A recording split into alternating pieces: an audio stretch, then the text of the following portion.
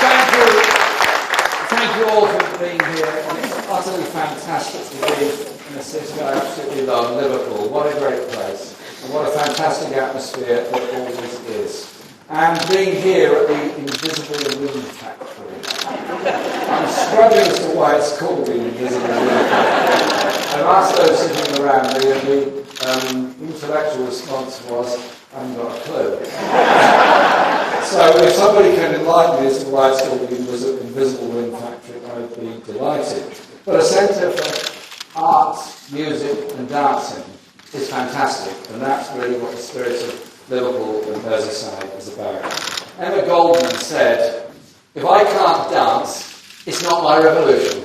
What a fantastic quote to have to start our event off here today.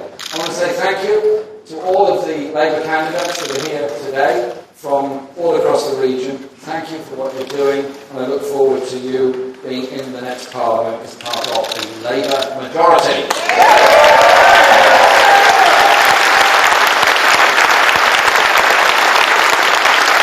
And I want to say a big thank you to Joe Anderson and Steve Rotherham for being here today, the Mayor of Liverpool and the Mayor of Liverpool City Region. One of the retiring Tory MPs said he was a recovering politician. Steve's recovering well from the trauma of 2 years working with me as PPS, and I was first elected. Steve, thanks for all you did there. Thanks for what you do.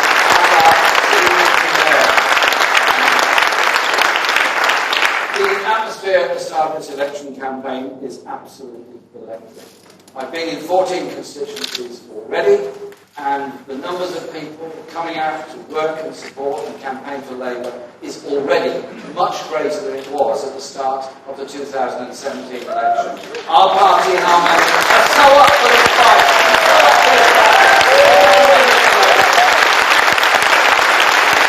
And we will win it because we offer something very different. I don't suppose there's too many people in this audience that read the Daily Telegraph. I mean, it's all right, you can do it privately. I fully understand these things. But it started with a really bizarre front page yesterday, with Boris Johnson defending billionaires. Oh, I'm sure there are billionaires that need defending, but personally I don't know any. In fact, I don't know any billionaires, so I'm a bit of a disadvantage there. But it then ended up with a government minister complaining that Labour was dehumanising politicians by complaining about what a very prominent person said about Grenfell. Grenfell was a disaster waiting to happen and a wholly preventable loss of life, and I think we should show sympathy for those families that have lost loved ones, but also offer security for the 60,000 people still living in blocks of flats that have the same cladding as was there at Grenfell. And I'll tell you what, a Labour government wouldn't stand by. We would act immediately to remove that dangerous cladding.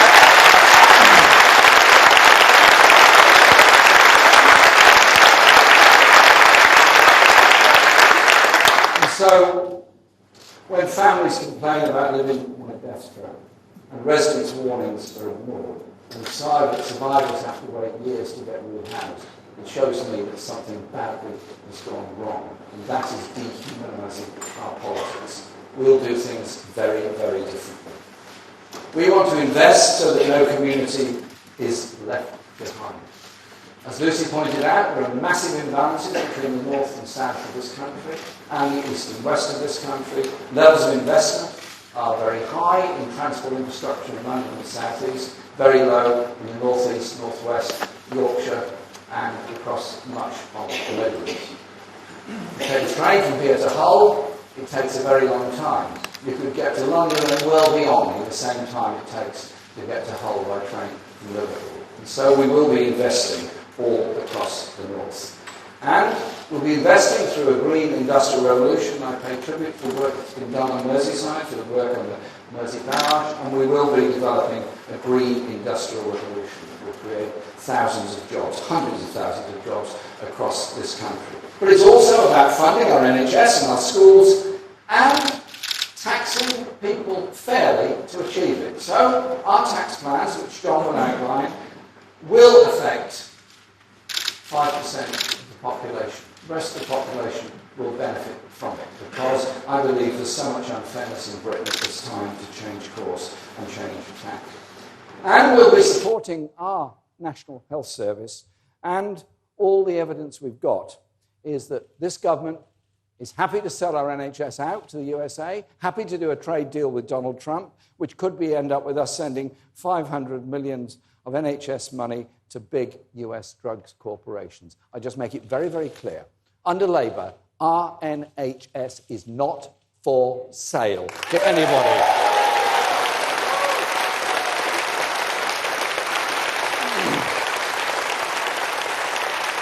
And so, in the winter election of 2019, when you vote on December the 12th or earlier if you vote by post, you've got a choice ahead of you.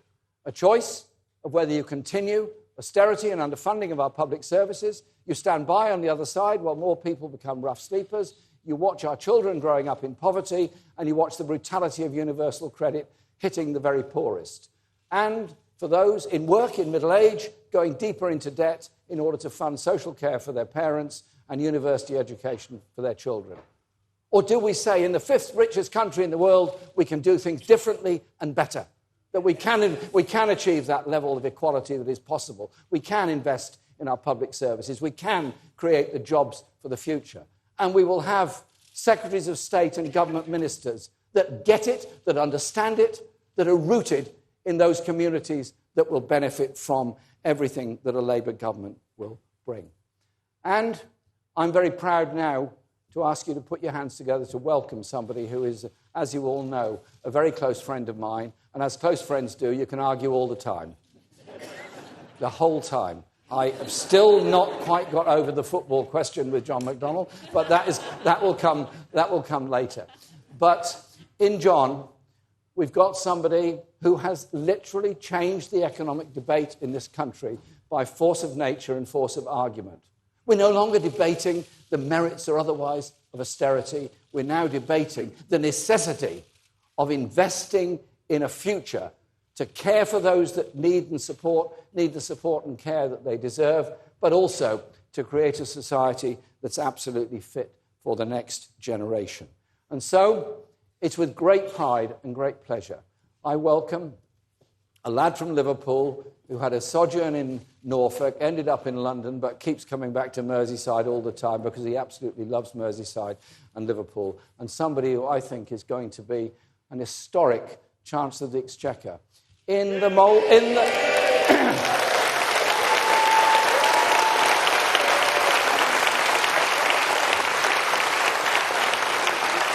the same mould as those great Chancellors of the Exchequer that the post-war Labour government had. Read, if you've got time, their speeches in introducing the budgets of 45, 46, 47, 48.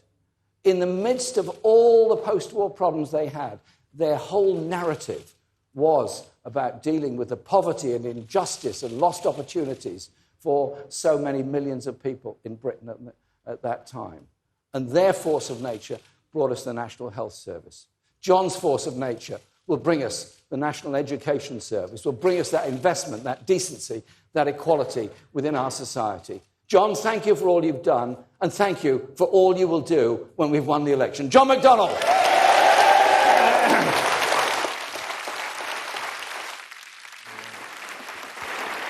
Thanks a lot, comrade. Thanks, Jeremy. Thanks. Thank you. Thank you. Look, that's really nice of you.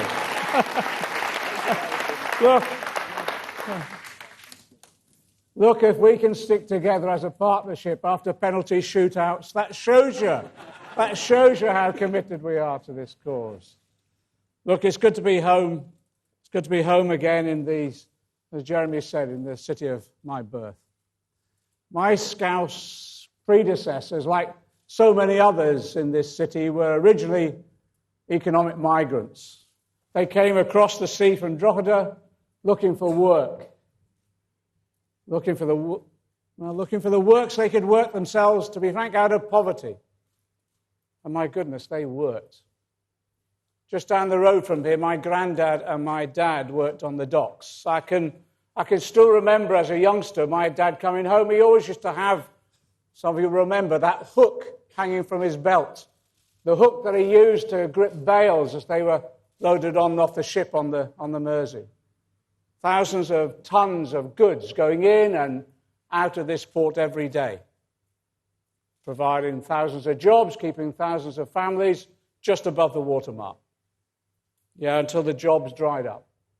And like so many other families, my family moved south looking for work.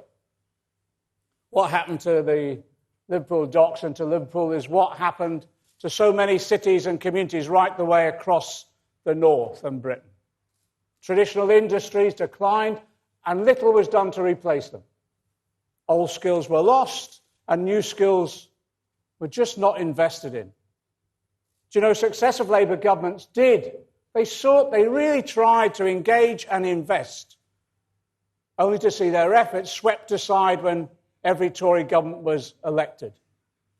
And I know that people here, especially in Liverpool, will remember the last time the Tories were in charge and the damage they did, not just to this city, but right the way across the north.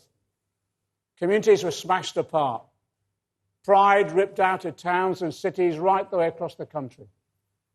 There was an arrogant complacency, neglect, and a lack of care that summed up, can you remember the phrase? There is no alternative, they told us. It was just the sort of nature of economic change, as if change always meant fewer jobs or worse paid jobs. The Tories are always the same. In the 80s, it was dole queues and sky-high inflation. Now it's 0 hours contracts, universal credit, and queues outside food banks. If they win again, it will just be more of the same. They're planning to slash inheritance tax and taxes for the richest, despite, I just give the example of a ever-deepening crisis in our care homes and a crumbling public transport system. And there'll be a hard-right Tory Brexit smashing a hole in our public finances. Do you know, they treat us with contempt. They think people are stupid. They think that with Brexit on the agenda, they think we'll all forget about the last 9 years and the prospect of another 5 years if they get back. But whatever they say, there is an alternative. The chance to change things dramatically and permanently for the better. So Labour's message is one, exactly as Jeremy said, time and time again. It's a one of hope. And our hope is an ambition and a concrete objection that we will, yes, we will end the attitude that there is no alternative, and we'll replace it with the words we've been discussing over the last few years, one of hope, that another world is possible. And it's not just possible, it's necessary, and under a Labour government, it's in sight. Because this election isn't just about the next 12 months. 12 months of the Brexit withdrawal agreement, or even about the next 5 years.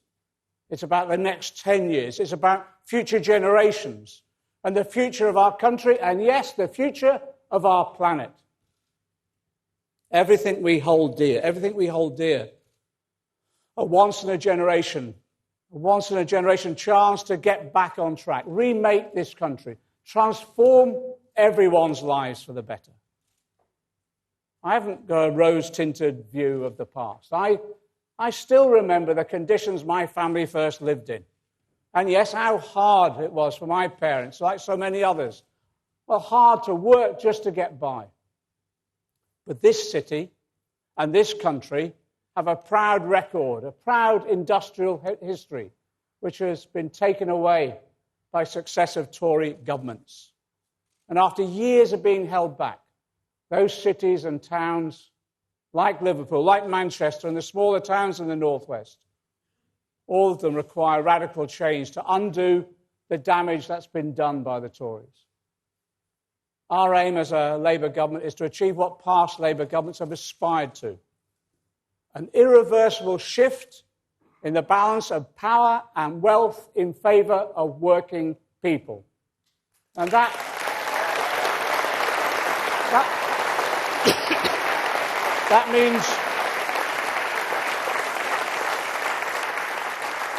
means change, real change.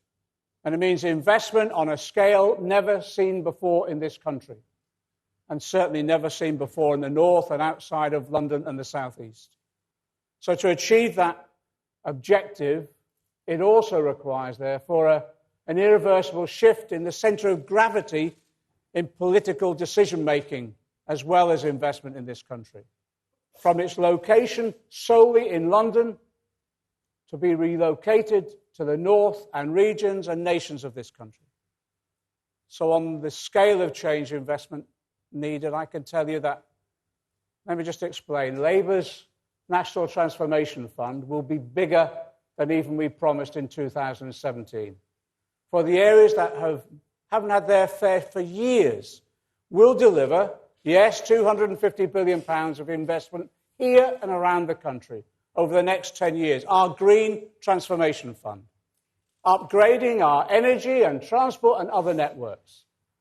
It's to meet our targets and decarbonise as thoroughly as we can and as fast as we can to a just transition.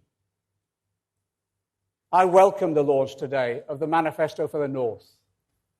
It was splashed across all the papers. Let me say to all those who supported the Manifesto for the North, all those leaders and councillors and others, the mayors, all those local communities, all those newspaper editors, a Labour government will provide the resources and the powers to enable its implementation. And yes, including Crossrail for the North, that we can have a decent transport system once again in this area. But it's not just the natural world that's been neglected. So we'll also commit to an additional £150 billion in a new social transformation fund. And it will be spent over the first 5 years of our Labour government. The Social Transformation Fund will begin the urgent task of repairing our social fabric that's been torn apart by the Tories. £150 billion to replace and upgrade and expand our schools, our hospitals, care homes, and yes, council homes once again under a Labour government. And it's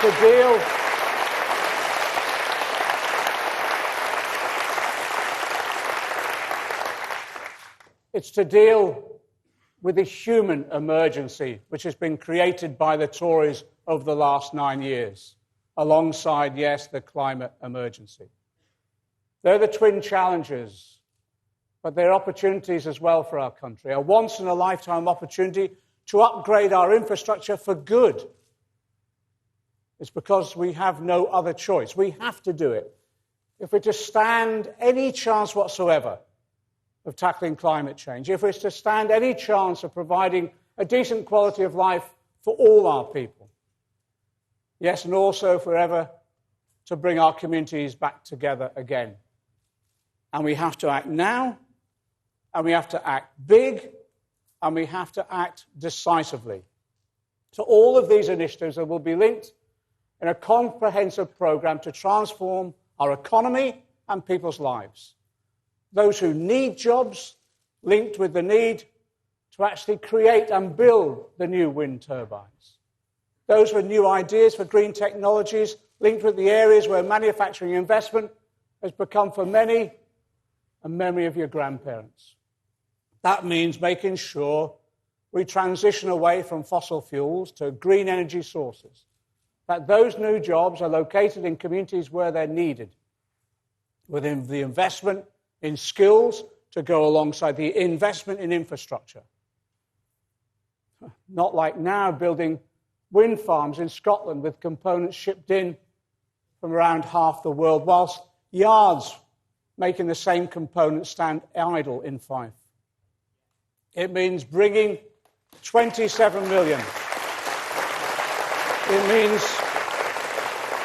means bringing 27 million homes across the country up to efficiency energy standards, saving everyone money on their bills, and yes, at the same time reducing our carbon footprint. It means a national investment bank and a network of regional development banks, including one for the Northwest, using the power of government to raise money nationally and internationally.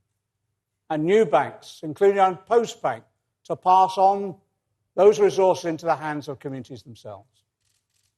But it's not just about spending more, it's about how that money is spent, with decision-making devolved down to local communities. So we'll carve out part of the National Transformation Fund for a local transformation fund in each of England's regions, with money for devolved governments as well, of course. And that money will be ring-fenced for infrastructure projects, decided and developed at the local level, with decisions made transparently and democratically in each region. The decisions will be made here by local people, local decision makers, about how those funds are allocated. It's you who know best how to tackle the issues facing your community. There'll be regional officers of government departments overseen by a board of local, county and city council leaders. With that board publicly accountable to open meetings to local councillors, trade unions and business leaders alike. They'll be supported by a National Transformation Fund unit of the Treasury. I can confirm that this powerful section of the Treasury unit will be based here in the north.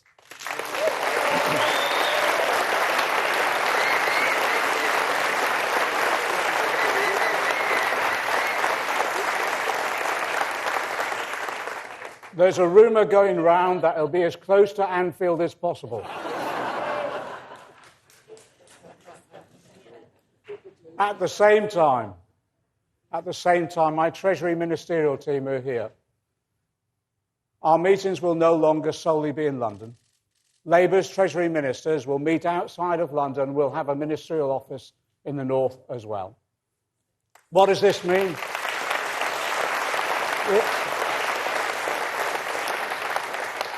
What does this mean? It means this, that the centre of political gravity is shifting away from London.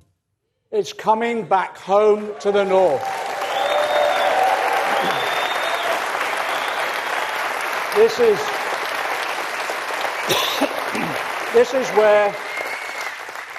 is where the investment is needed. And this is where the decisions on that investment need to be made on the ground. Power is coming back home, but it's coming back to the people. We can only deliver real change, the change we need, by putting power in the hands of local communities, of the people who their local area the best. Yes, a good example. Stevie's here, Stevie Rotham's here.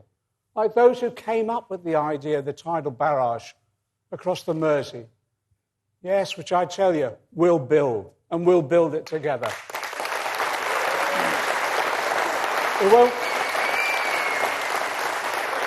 It won't just be public investment, of course. We can't do it if the private finance sector is not pulling its weight too. So the days of the city dictating the terms to the rest of the country are over. They're over.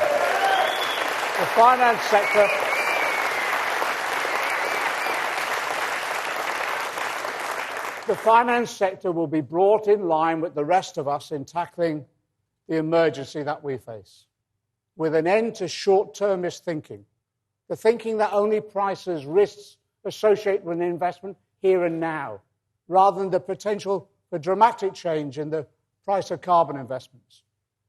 Well, it leads to this concept of stranded assets that undermine the whole ability to invest securely for the long term.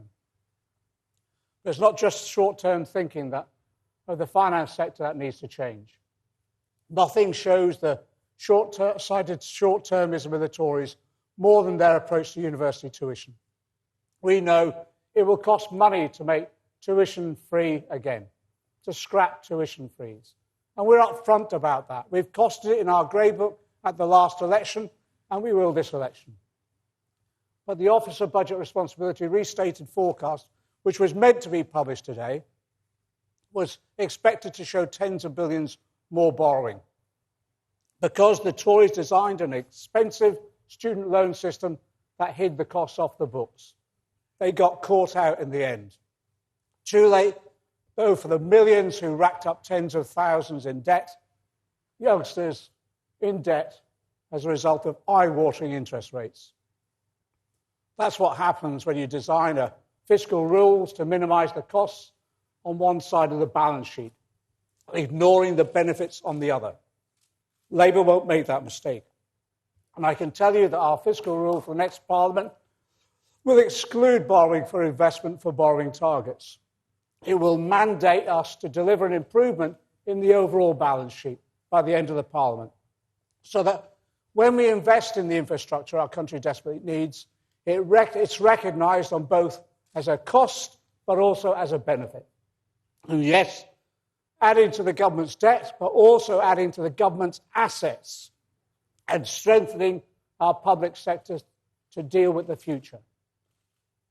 With the rents of our new council homes and the electricity produced by our energy public agencies set against the cost of securing the debt issued to build them. And a ceiling on that debt servicing cost in normal times of 10% of tax revenue. On this, at least there's nothing radical. It's just common sense. What families and businesses do every day when weighing up an investment. After the corruption and lies of the Tories, we need government and those who want to be in government to be transparent as possible. So today is just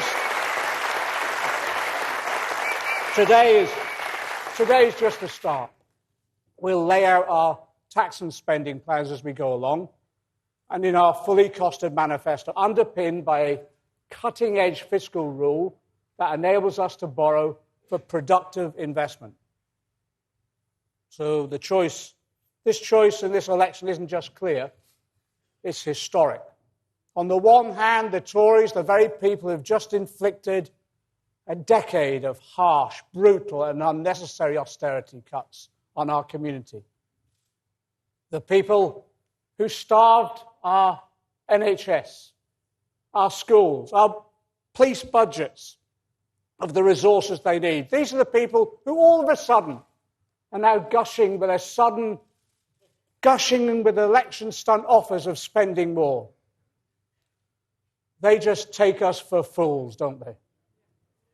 Judge them on their record and their actions, not on their election gimmick false promises.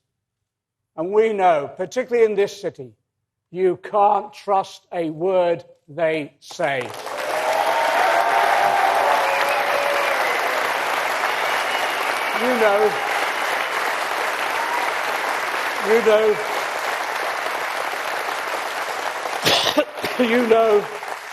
You know if they get back, we all risk 5 more years of cuts, falling wages, Trump trade deals, selling out our NHS, and a rising state pension age. Their ambition, a state pension age of 75. On the other hand, we have the chance now of real change. A decade spent rebuilding our society and saving our planet for our children and our grandchildren, building the homes we need, investing to create the well-paid jobs secure with trade union rights restored, creating clean, green energy and transport networks.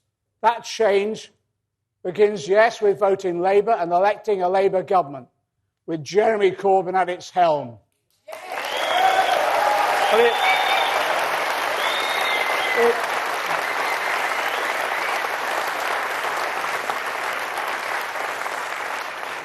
And it will carry on long after. until we create a radically transformed society with restored pride in every part of the country. Real change, made permanent, and delivered together. The first step is on December the 12th, and we're coming. Solidarity.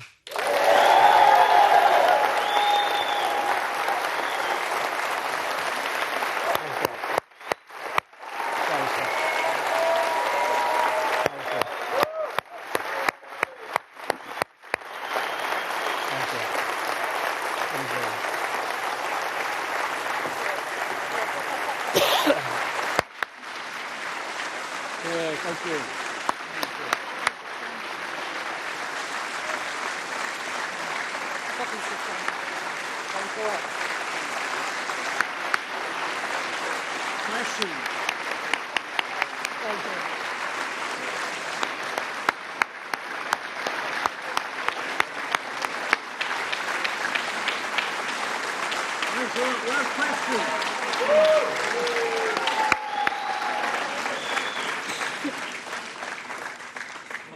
Losing my poppy there. Wow, that was a fantastic speech with some great content, really exciting policies there. So we're now going to take a few questions, but first of all, can I just ask the members in the audience, we're going to take a few questions first of all from the media, and we're going to do so respectfully and in a patient way, if that's okay, because we're really proud of those policies that have been announced today. And so we want them to be scrutinised, we want them to be covered by the media, and that means allowing the media some time to ask John some questions. So I'll come to you after I've taken a few of those, if that's okay, if everyone could just be patient. Even if you don't like the question being asked, we are going to listen to it and answer it respectfully. Now, John, I know, is doing some broadcast interviews, so particularly keen to hear from press colleagues as well. So I'll take 3 questions, first of all, from the media, if you can show who wants to ask a question. Faisal, I'll take one from you, and Tom, and the gentleman.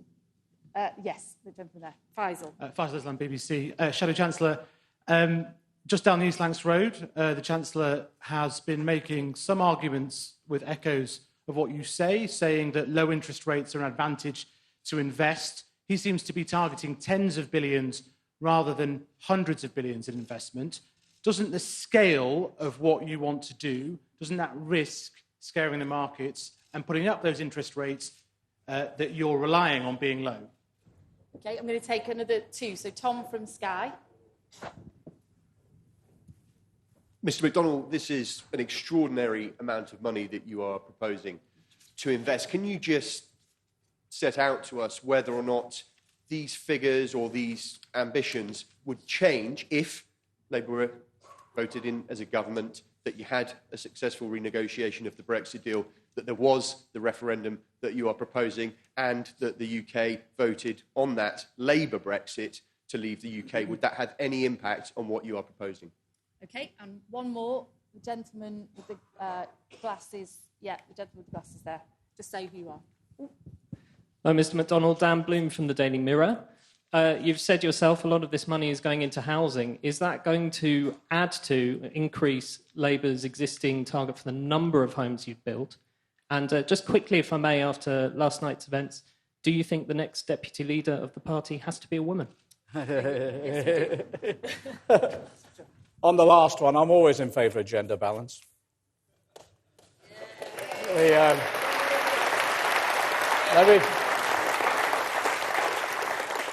Let me take Faisal's point. What happened down the road a short while ago in the Chancellor's speech, actually, I think it was a bit of a tragedy, because what he did, and what he did last night as well, it was almost as though he became a climate change denier. Last night, in his correspondence with the Bank of England, he removed the climate change references that had been there previously. So in other words, he was trying to say to the Bank of England, that climate change doesn't seem to matter. And at the same time this morning, he's put forward a miserable amount of investment, which will go, it basically means we will not meet our climate change targets. We're facing an emergency.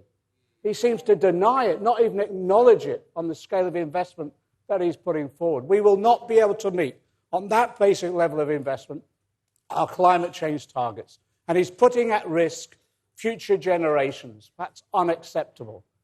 In terms of the levels of borrowing, there's no shortage at the moment. With the low interest rates that we've got, there's no shortage of demand for government bonds across the world. You know as well as I do, the IMF, the World Bank, and others now are saying now's the time to borrow to invest. And if we don't do that, we'll be faced with continuing levels of poverty, undermining our productivity. Already, the lack of our productivity is going backwards in this country. In France and Germany, they produce in 4 days what we produce in 5. We're just not competing anymore as a result of that lack of investment. And at the same time, if you don't invest on this scale, we'll continue with families being brought up, children living in containers rather than have a decent roof over their heads. 125,000 children living in temporary accommodation. Unacceptable in the 5th largest country and 1st largest economy in the world, isn't it? Totally unacceptable. And at the same time, we'll fail to protect our planet. Our scale of investment matches the scale of the emergencies that we now face, both climate change and social. And I tell you, if we didn't do this, if we didn't step up to that mark, future generations would never forgive us. That's why we need to do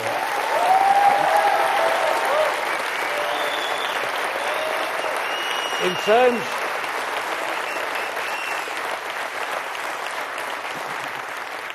In terms of what happens with regard to Brexit, we'll ensure that when we go into government, we will negotiate a deal that will protect jobs and the economy, and we'll put that back to the British people, and they will have a genuine choice between a sensible Brexit option to leave and at the same time the choice to remain. Do you know, we have faith in people. So our commitment is, yes, we'll protect our communities, we'll protect the economy, we'll protect their jobs, we'll protect their living standards, and whatever deal we seal will enable us to go ahead with our programme, whether it's a deal or whether it's remain. And our key commitment is, let the people decide. Let the people decide.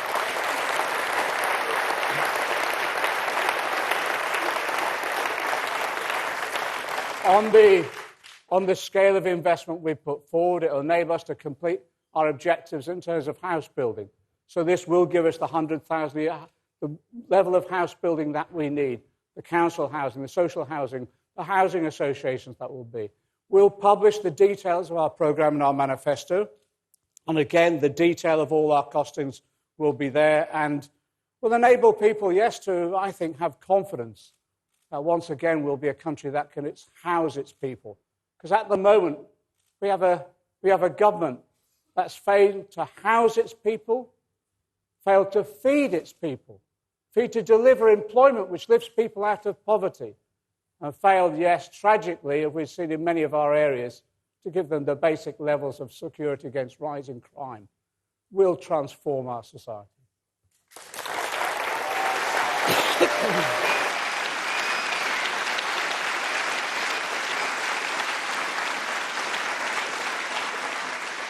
I'm just going to take a few more questions from the media, and I will come to members soon, so don't worry. Romilly, I think you're indicating, and yeah, the gentleman there. Are you from the media? Yeah, okay, I'll take one from you then. Thank you. Romilly Weeks, ITV News. Mr. McDonnell, you're urging people to think of the choice before them when they vote. Why has Ian Austin and the Jewish Chronicle both decided that that choice must not be Labour? Okay, and the gentleman, now we said we'd be respectful. We're going to take questions. Gentleman here next to Dan. Thank you very much, John. From The Guardian, Peter Walker. Overnight, there was an announcement of a kind of mini-electoral pact between Plaid, the Greens, and the Lib Dems. And obviously, the opinion polls are looking like a hung parliament is a possibility. Could you explain why Labour didn't decide to do any pacts like that? And if you think something like that could have maybe helped prevent another Conservative government. Okay, and one more question from the gentleman here. Hi, William James from Reuters. John, I'm sorry to go on about it. You've talked in the past about wanting to foment the overthrow of capitalism. The Conservatives would describe you as a Marxist. I'm interested in what label you would put on this model of economics that you've outlined today. Yeah, okay. Let me start with that one. Do you know, in this room you'll be able to talk to others, but I think we stand in the best tradition of British socialism, in which we want to ensure...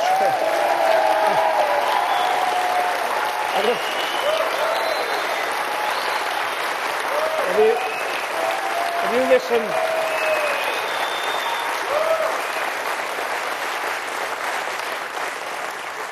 Jeremy said go back and read some of the speeches of past chancellors, like Hugh Dalton. His autobiography is a phenomenal piece of work.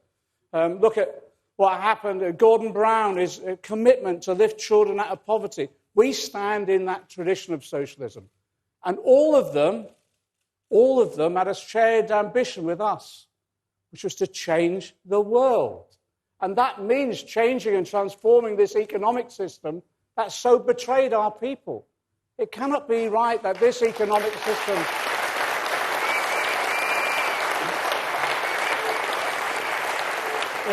It cannot be right.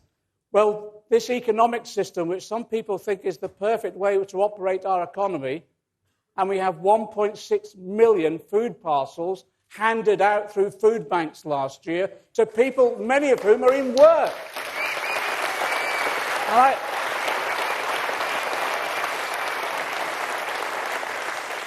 I don't believe that whatever smears and all the rest will come from some elements of the right-wing media or whatever. I think people will cut through all that, because what we're addressing is their daily lives.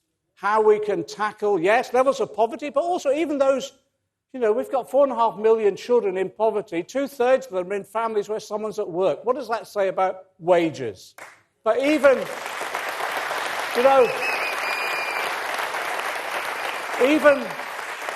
those on relatively good incomes and wages, you talk to them, and the pressure and stress that our economic system burdens them with. And I've been going around the city, it's been called the tea offender, except a free lunch or maybe a cup of tea. I've been meeting some of the highest earners in the country. They don't want to come outside their offices and step over a homeless person. When they go home, they want police and security in their communities as well. So what we're doing is we're going to transform this economic system so it works for everyone, not just a small elite. That's what we call socialism. And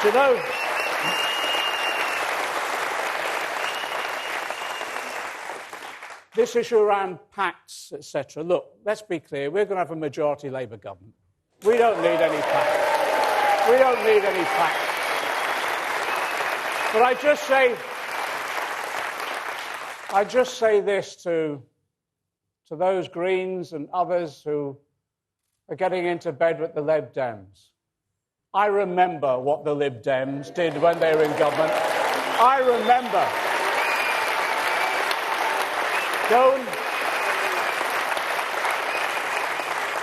I say to those, go and ask any disabled person in this country who went through the brutality of the work capability assessment. Go and ask some of the families of disabled people who never survived as a result of that. We will never enter pacts, coalitions, or deals like that, ever. We will go into government.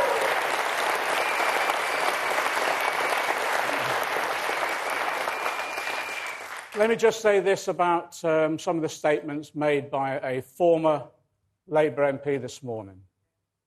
He's now employed by the Tories. What else do you expect him to do in an election campaign where you're employed by the Tories, you speak on behalf of the Tories? That's what this was about this morning.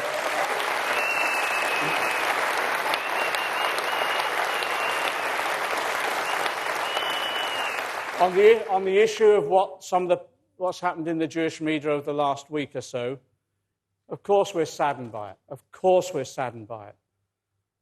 But we're doing everything, actually, they asked of us.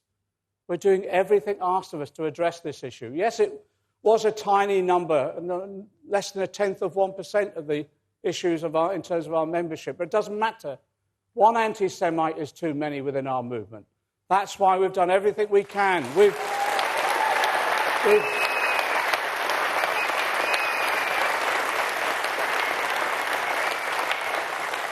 Jenny Formby, our General Secretary, has introduced new procedures to dealing with them in terms of disciplinary processes. We've done that, and we've been rapid, and yes, at times ruthless.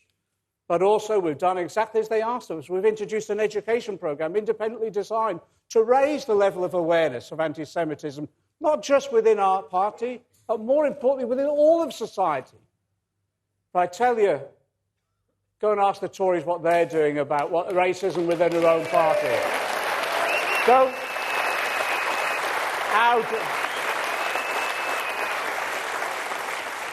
how dare the Tories raise the issue of racism at all when they have a leader who has consistently, in his journalistic career, written statements which are racist in themselves.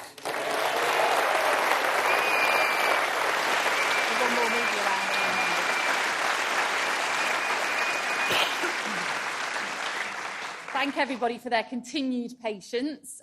We can take one more round from the media, and then I'm going to come to members in the room. Are there any more members of the press or the media who want to ask questions? If not, I shall move on. OK, well, thank you very much, and thank you to the rest of the audience for your patience. Can we just thank the journalists? Yes, thank you very much for the journalists.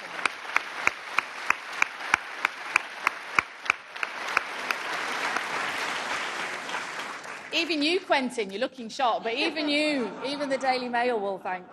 Right, I'll take some questions from members here. We've also got some of our fantastic candidates, who I think one of whom wants to ask a question. Lady in the glasses there, I'll come to you first. And yes, the lady here, and the gentleman here in the blue coat. We'll take them as a round of three. So the lady in the glasses, you've got a mic behind you there. Thank you. Thanks. We've got a housing crisis at the moment in this country that we see hundreds of thousands of people on the streets, but we also see people of my generation who can't afford houses and we're stuck in private rented accommodation due to lack of council houses. So what is this Labour government going to do to tackle this? OK. And your name, sorry? Elizabeth Hayden. Elizabeth on housing. OK, and now we're going to hear from Kim Johnson, who is our new candidate for the constituency that we're in today, which is Liverpool Riverside.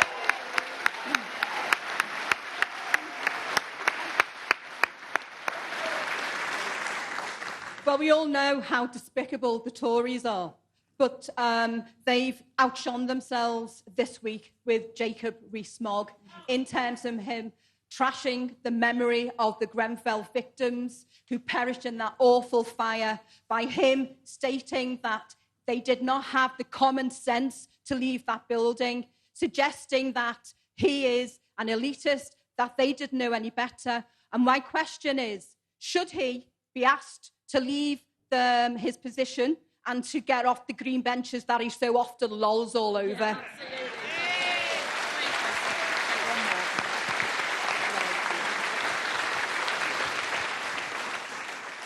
brilliant question. I look forward to sharing those green benches with you, hopefully in a few weeks' time. And finally, the gentleman here in blue. Welcome home, John, and our next Prime Minister. I was interested in your talk on the devolution funding and government departments of this area. You alluded to the need for private investment also in this area. How would you incentivise that and direct and control it? Yeah, OK. On that last point, what's been interesting, I've been touring around, as I said, the city, but also meeting with pension funds and others. And what's interesting, that we're on the same page when it comes to the scale of investment that's needed to tackle the emergency in terms of the climate, but also the emergency in terms of our public services as well. And I don't think there's any dearth of investors wanting to come in. But what they want to see is the security of its state investment going alongside it. And when they also want to know that plans and prospectuses are being developed at the local level that are deliverable. And the best deliverable plans are the ones that are made in the local community. So I think there'll be the opportunities, not just for government investment, so state funding, but alongside that large-scale private investment, because it will marry up. And we've been looking at examples of what's been happening elsewhere. For example, in Canada, the local government pension scheme there works alongside local authorities to invest in the local infrastructure. But alongside infrastructure investment, you have to have revenue investment as well, and that's about education and skills training as well, to make sure we train up our workforce, because we're not going to be like the Tories, who boast about the number of jobs there are, and then you look at those jobs, they're low-paid, insecure, and to be honest, they're jobs that put people under an awful lot of pressure as well. What we want is high-skilled, high-paid jobs that are secure for the long term, and that's what we'll do. Imagine retrofitting homes in terms of insulation, solar panels, heat pumps. We're talking about a workforce need of 200,000 just to do that, but in addition to that, the potential of another 200,000 in the supply chain. That's the sort of creativity that we want. And it's happening elsewhere, but we're lagging behind because we have a government ideologically averse to any investment from the state on any scale. And we saw that this morning. I think that wasn't just a disappointing speech from the Chancellor, it was a betrayal of our country's future this morning in that speech.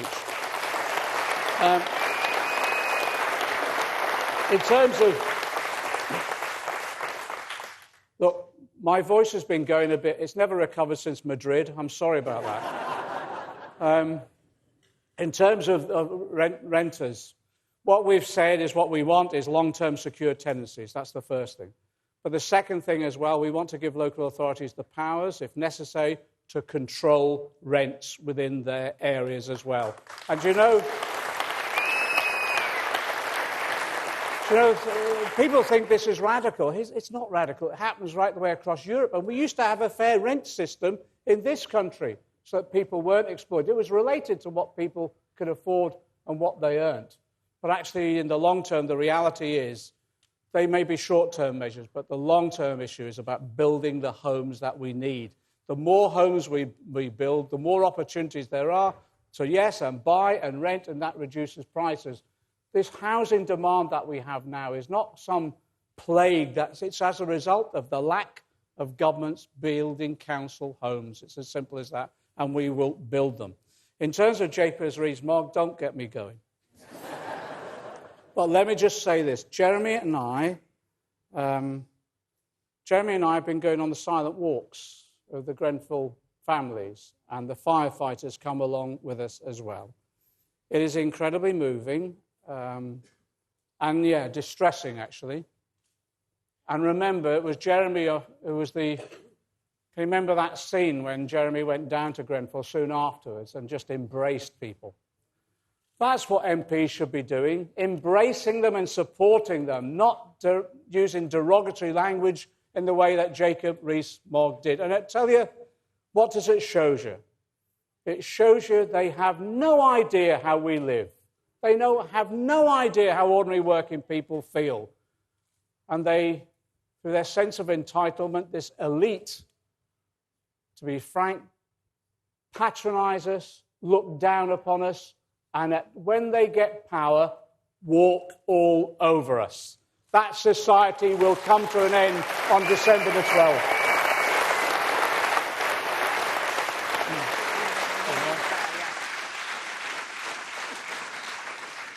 Right, I'm really sorry. We're going to leave the questions there. That's because Jeremy and John and the rest of the team are fanning out across key seats the rest of this afternoon. I think Jeremy's got several rallies ending up in my constituency later on this evening as well. So I think you will all agree that that's a really exciting and real and meaningful agenda that we can all get behind and sell on the doorstep over the coming weeks. So can I thank you all again for coming? Can you all one final time please show your appreciation for John and Jeremy?